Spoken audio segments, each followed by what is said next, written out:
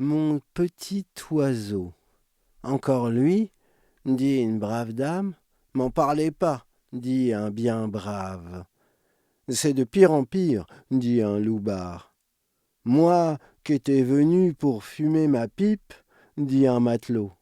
Dans un parc de la ville de P, un homme qui aurait pu être une femme, si le sort et les usages en avaient décidé ainsi, parlait à un oiseau.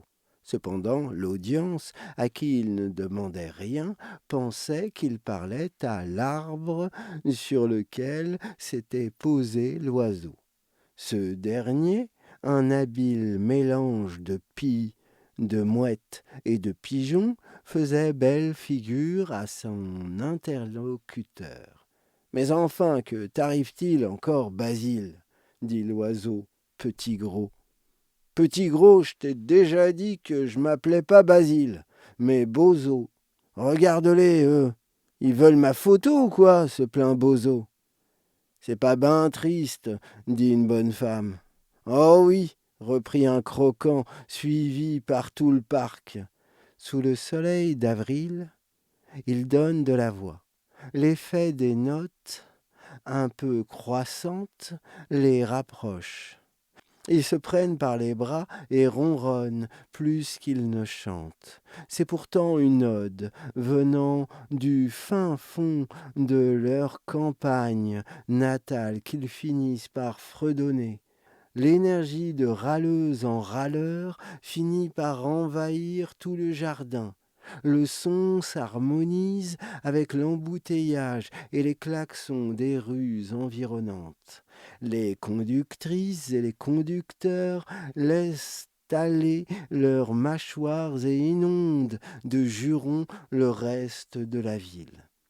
Si tu insistes, je peux t'appeler Bozo Basile. C'est toi qui choises, dit le petit gros, posé sur sa branche. L'oiseau, légèrement agacé, car il avait repéré une femelle qui lui fait des signes d'elle, veut en finir. Oh, c'est rien, fais tes affaires, j'en mourrai pas. Ah non, me laisse pas. Je disais ça pour rien, dit Basile ou Bozo. À ce moment-là de l'histoire, nous demandons à l'assistance de bien vouloir faire leur choix. Je préfère Bozo. Ça me fait penser à mon père, dit le petit Moussa. Basile, c'est pour le foot, dit un gars qui sortait du PMU. Le petit gros bouge des ailes, prêt à s'envoler. Va-t'en pas, je suis rancunier, voilà. Ça me chauffe les entrailles. C'est pire que le café. Ma mère, mon père, mes frères, ma sœur, ma tante, les voisins, le vilain petit chat qui me bouffe la main, l'administration, le gouvernement, dit Bozo. Bah ça, dit une croquante. Il me coupe le sifflet, dit un athlète. C'est ça, dit un petit garçon qui n'est pas allé à l'école.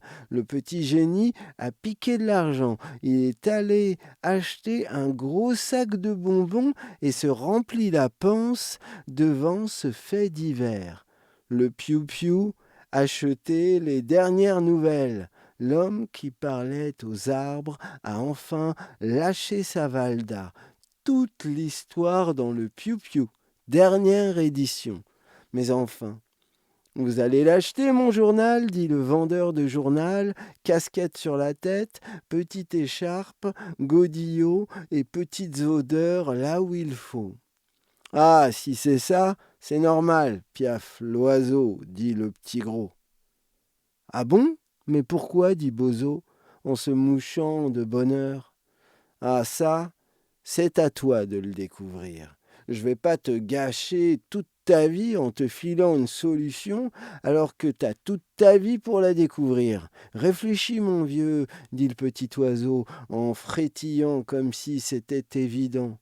L'oiseau de bon augure s'envole et va rejoindre la petite grosse. Cette dernière, en le voyant voler vers elle, se demande ce qu'elle a bien pu lui trouver. Donc, bien sûr, elle s'envole aussi vite qu'elle peut. Malgré la chasse que lui fait le petit gros, qu'a le feu aux plumes à cause de l'attente, l'oiseau de sexe féminin parvient à entrer dans une maison juste avant que la femme de ménage ferme la fenêtre.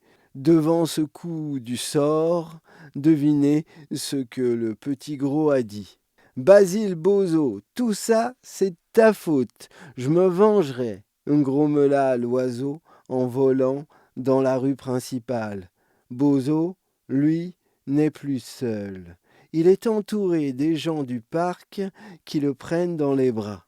Pareil, dit la femme du boucher. Puis moi, c'est pas que mes parents, dit le petit goinfre. Des fois, je sors de chez moi et la première tête que je vois m'horripile, dit une belle jeune femme. Moi aussi, disent-ils. Nous aussi, disent-ils. On est normal alors, disent-ils tous. Oh oui, commencent-ils à chanter. On va finir ce conte en concluant par tout est bien qui finit bien. On dira ça. Ça vaut mieux pour tout le monde.